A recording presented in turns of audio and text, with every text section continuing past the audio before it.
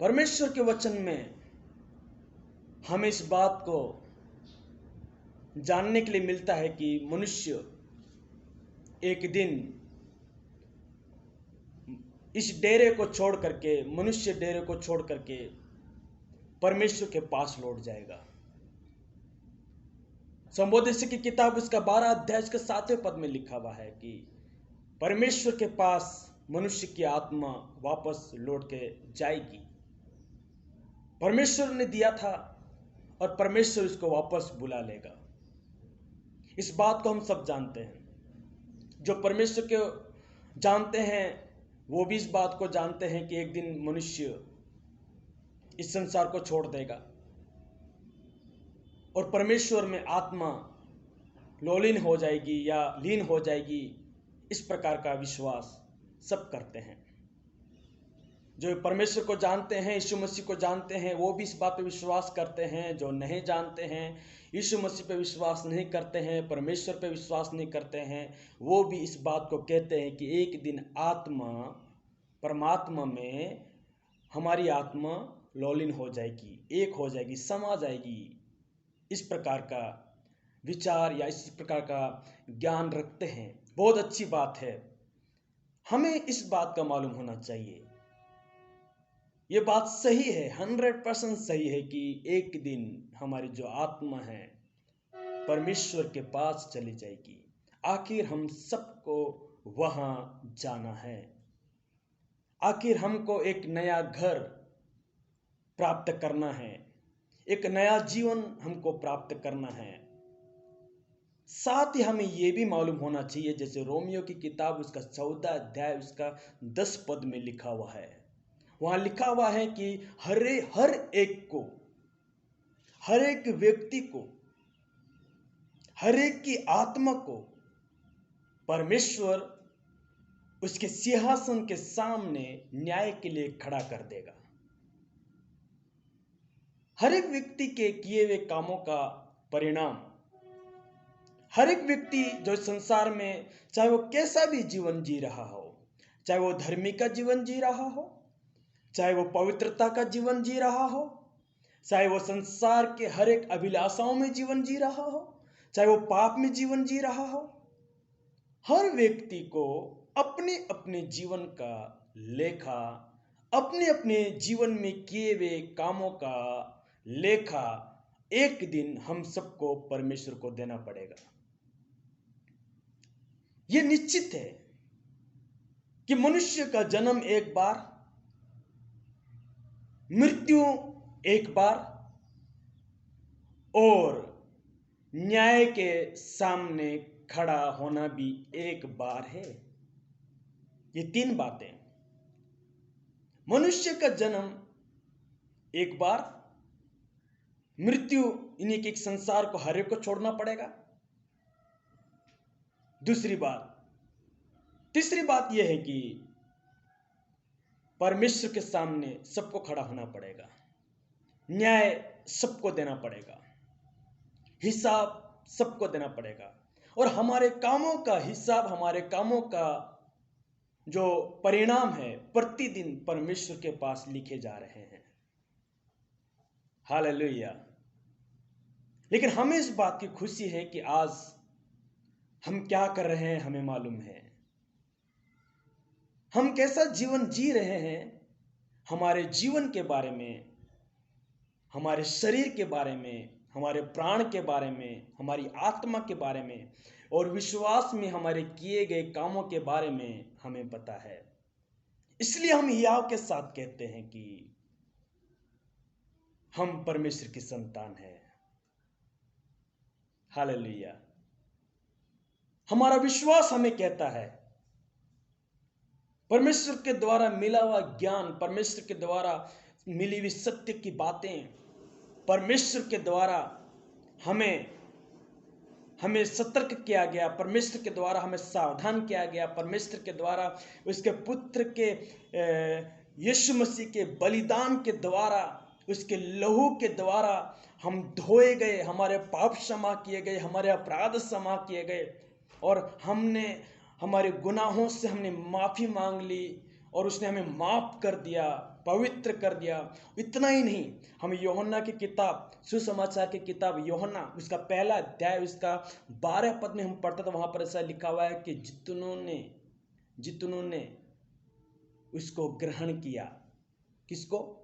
प्रभु यीशु मसीह को, जो परमेश्वर का पुत्र प्रभु यीशु मसीह इस संसार में हर एक मानव जाति के लिए आया, हर एक का उद्धार करने के लिए आया। प्रभु यीशु मसीह ने ये कहा है, ये बात कही है कि मैं संसार में दंड देने के लिए नहीं आया हूं, मैं इस संसार के ऊपर दंड देने के लिए नहीं आया हूं, परंतु इस संसार में लोगों को दंड से मुक्त करने के लिए, उनको माफ करने के लिए, उनको क्षमा करने के लिए, उनको जीवन देने के लिए। और कैसा जीवन? अनंत काल का जीवन, अनंत जीवन देने के लिए आया हूं।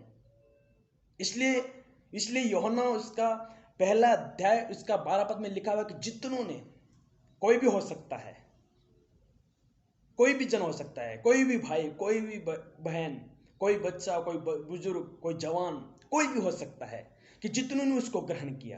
किसको? प्रभु यीशु मसीह को। जितनों ने जाना, जितनों ने उसके पर विश्वास किया, जितनों ने प्रभु यीशु मसीह के पास आकर अपने अपने पापों का कबूल किया, अपने गुनाहों को मान लिया, उनको प्रभु यीशु मसीह ने बेटा होने का अधिकार दिया, उसकी संतान होने का अधिकार दिया, उसका पुत्र होने का अधिकार दिया, उसको पुत्री होने का अधिकार दिया, उसका वारिस हमें बनाया। Hallelujah, praise Lord. इसलिए जब हम उसके सिंहासन के सामने जब हम खड़े होंगे, उसके न्याय के सामने जब हम खड़े होंगे, तो मत्ती उसका 25 अध्याय उसका 30 आयत में लिखा हुआ है कि उस समय में परमेश्वर का पुत्र यीशु मसीह वो अपने भेड़ों को बकरियों से अलग करेगा। जानत सबको वही है, ज्ञान है हमारे पास। सब कहते हैं एक दिन हम सब स्वर्गवास हो जाएंगे, हमारे पास ज्ञान है, लेकिन होगा क्या? क्या कभी किसी ने इस बात पे विचार किया कि वहां जाने के बाद होगा क्या? क्या मुझे दूसरा जन्म मिल जाएगा? क्या मुझे कोई दूसरा अवतार दे देगा? क्या मैं दूसरे जीव में परिवर्तन हो जाऊंगा? नहीं मेरे प्रियो, हमारी आत्मा का, हमारे कामों का न्याय देना पड़ेगा। हमें वहां प्रकटी रूप में जो भी हम पृथ्वी पे करते हैं उसका न्याय हमको देना पड़ेगा। और एक जजमेंट, एक एडवोकेट, उसके लिए उसके जजमेंट जब होगा, और उस समय हमारे पास अच्छा एडवोकेट होना चाहिए जो ये कह सके कि यस, नहीं, ये इसको मैं जानता हूं, इसने कोई अपराध नहीं किया, इसने कोई गुनाह नहीं किया, ये व्यक्ति लहू के द्वारा खरीदा गया, इसके पाप क्षमा कर दिए गए, उसके गुनाह क्षमा कर दिए गए, उसके अपराध ढांप दिए गए हैं, ये लहू से धोया गया है। आपके लिए, मेरे लिए ऐसा है कि गवाह होना चाहिए, और वो गवाह प्रभु यीशु मसीह है। जब वो न्याय के सामने जब हम खड़े किए जाएंगे तो 25 अध्याय में लिखा हुआ है कि वो भेड़ों को अलग करेगा। और भेड़े कौन है? जिन्होंने आज के टाइम में इस पृथ्वी पर प्रभु यीशु मसीह पर जिन्होंने विश्वास किया, यीशु मसीह के बलिदान के ऊपर जिन्होंने विश्वास किया, यीशु मसीह के कलवरी क्रूस के ऊपर जो लहू बहाया, जो कोड़े खाए, जो मृत्यु सही, उन तमाम बातों पे यकीन किया। और जैसे रोमियो की किताब में लिखा हुआ है कि जो अपने मुंह से अंगीकार करे, क्या अंगीकार करे? यीशु प्रभु है, वो मेरे लिए मारा गया है, वो मेरे लिए गाड़ा गया है, वो तीसरे दिन जी उठा है, और उसने मेरे पापों को, मेरे अपराधों को माफ कर दिया, मेरे गुनाहों को उसने मिटा दिया। मैं भटका हुआ था, लेकिन यीशु मसीह के द्वारा मैं सत्य के मार्ग में आ गया, मैं परमेश्वर के पास आ गया, और मैं आज परमेश्वर का पुत्र बन गया, मैं परमेश्वर का बेटा बन गया, और उसने मुझे अपना बेटा बना लिया। इसलिए प्रभु यीशु मसीह कहता है कि मैं मेरी भेड़ों को जानता हूं। जब प्रभु यीशु मसीह आपको जानता है, तो जो व्यक्ति यीशु को जान लेता है, यीशु को पहचान लेता है, तो हम उसकी संतान बन जाते हैं, उसका बेटा और बेटी बन जाते हैं, और हम उसकी भेड़ों में गिने जाते हैं। वो हमारा चरवाहा है। इसलिए भेड़ों को अलग कर रहा है। भेड़ों को दंड देना नहीं चाहता, वो हमें नरक भेजना नहीं चाहता, वो हमें नाश करना नहीं चाहता। वो आपसे प्रेम करता है, क्योंकि हम उसकी संतान उसके हाथ के द्वारा बनाए गए हैं, हम उसके स्वरूप में बनाए गए हैं। और हम ऐसे ही नहीं हैं मेरे प्रियो। इस संसार में जब हम अंधकार में थे, संसार में थे, बुराई में थे, पाप में थे, अपराध में थे, और हमारे शरीर के द्वारा किए गए हर एक गुनाहों का दंड हमें मिलने वाला था। और वचन कहता है कि नरक जो है वो शैतान के लिए बनाया गया, मनुष्य के लिए नहीं, इंसान के लिए नहीं। उस धधकती हुई आग में, उस नरक में जब हम जाने वाले थे, लेकिन परमेश्वर का अनुग्रह ऐसा हुआ, परमेश्वर की दया ऐसे हुई, परमेश्वर का प्रेम ऐसे प्रकट हुआ कि उसने अपना इकलौता पुत्र यीशु को दे दिया, ताकि जो कोई उसके पर विश्वास करेगा वो नाश नहीं होगा। इसलिए आप और हम नाश नहीं होंगे। हमने विश्वास किया, वो हमारा चरवाहा बन गया, वो हमारा पिता बन गया, हम उसके संतान बन गए। इसलिए कहता है यदि हम उसकी संतान है, हम उसके पुत्र हैं, हम उसके द्वारा खरीदे गए, उसके लहू के द्वारा हम खरीदे गए। उसने मूल्य चुका दिया, उसने हमें छुटकारा दिया, उस मौत से उसने हमें छुड़ा लिया, उस मृत्यु के बंधन से, उस नरक से उसने हमें छुड़ा लिया।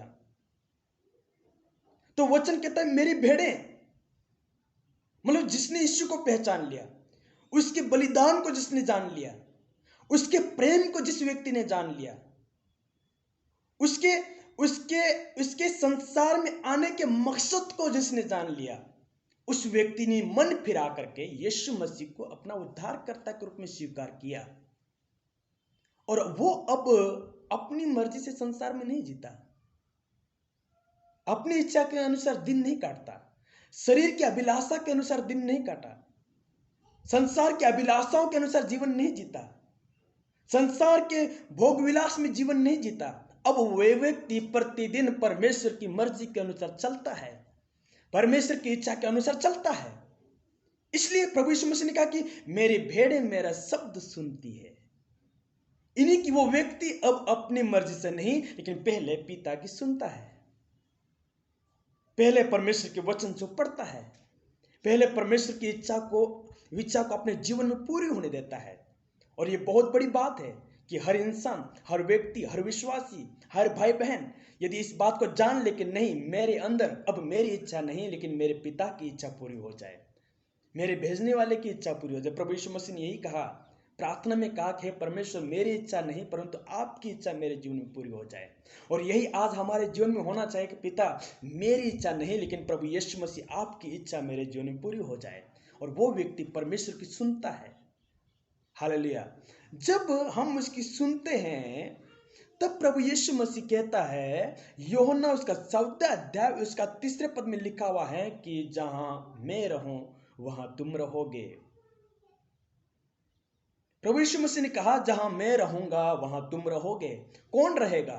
वो भेड़ें जो ये लहू के द्वारा खरीदी गई, वो विश्वासी भाई बहन जो यीशु मसीह के बलिदान के पर विश्वास करते हैं, वो व्यक्ति जो यीशु मसीह के अनुसार जीवन व्यतीत किया, वो जन जिन्होंने यीशु मसीह को अपने जीवन में कार्य करने दिया, वो व्यक्ति जो अंधकार और पाप और बुराई और नफरत ये सब छोड़ करके अपने जीवन में परमेश्वर के प्रेम को जिसने भर दिया,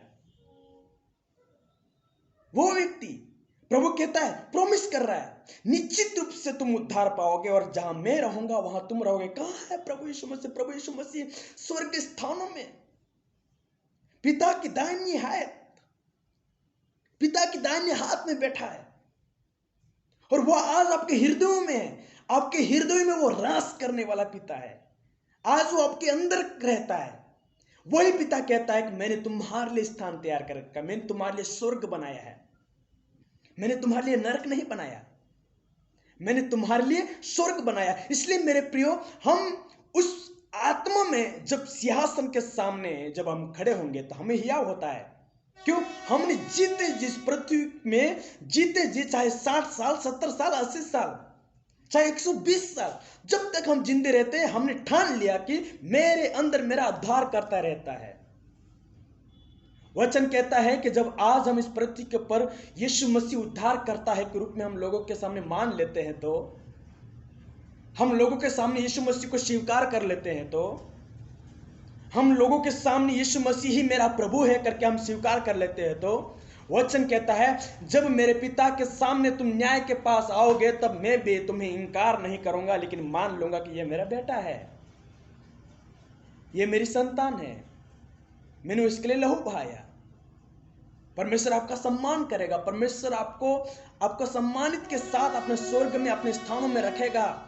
और प्रभु यीशु मसीह ने इस बात को कहा है कि मेरा जाना आवश्यक है, क्योंकि मैं पिता के पास जाऊं और तुम्हारे लिए एक स्थान तैयार करूं, एक घर तैयार करूं, क्योंकि मेरे पिता के पास बहुत सारा घर है, बहुत सारा स्थान है, बहुत लंबा चौड़ा स्थान है, और मैं तुम्हारे लिए वो स्थान तैयार करूंगा, ताकि जहां मैं रहूं वहां तुम रहो। आप और हम धन्य हैं, हम परमेश्वर के राज्य के वारिस हो चुके हैं, होंगे नहीं, हो चुके हैं। वहां हमारे लिए स्थान तैयार हो चुका है, वहां हम परमेश्वर के साथ आनंद मनाएंगे। परमेश्वर का वचन कहता है वहां हम आनंद मनाएंगे। Hallelujah, hallelujah. बहुत सारी बातें लिखा हुआ है। तो जो भेड़े हैं, जो विश्वासी हैं, जिन्होंने विश्वास किया है, जिन्होंने अपना जीवन प्रभु यीशु मसीह के लिए दिया है, जिन्होंने अपने निर्णय लिया है कि मैं यीशु के पीछे चलूंगा, वो मेरा उद्धार करता है, वो मेरा जीवन देता है, मेरे प्रियो, उसके लिए हमारे लिए अनंत जीवन परमेश्वर ने रखा है, अनंत जीवन परमेश्वर ने रखा है। इसलिए हम अपने आप को इस संसार में परमेश्वर के हाथ में समर्पित करें, अपने जीवन को समर्पित करें और निर्णय ले कि यस पिता, आपने मेरे लिए मूल्य चुकाया है, मैं आपकी भेड़ हूं, मैं आपका शब्द सुनना चाहता हूं, या सुनूंगा या और सुनूंगा, और मैं आपके पीछे चलूंगा, पीछे नहीं मुड़ूंगा। मैं तेरे संग चलते समय मैं उस जीवन को हासिल करूंगा। मेरे प्रियो, पौलुस कहता है इस संसार में मैं वो दौड़ नहीं दौड़ता जिसमें दौड़ते समय में जो मुरझाने वाला मुकुट होता है, उसके लिए मैं नहीं दौड़ता, मैं उस मुकुट के लिए दौड़ता हूँ जो स्थायी है, कभी टलने का नहीं, कभी मिटने का नहीं। हालेलुया। और पौलुस कहता है वो मेरा है, वो मेरा है, और मुझे निश्चय है मैं उसको प्राप्त करूंगा, वो जीवन हम प्राप्त करेंगे। हालेलुया। God bless you. परमेश्वर आप सबको आशीष करे। Thank you.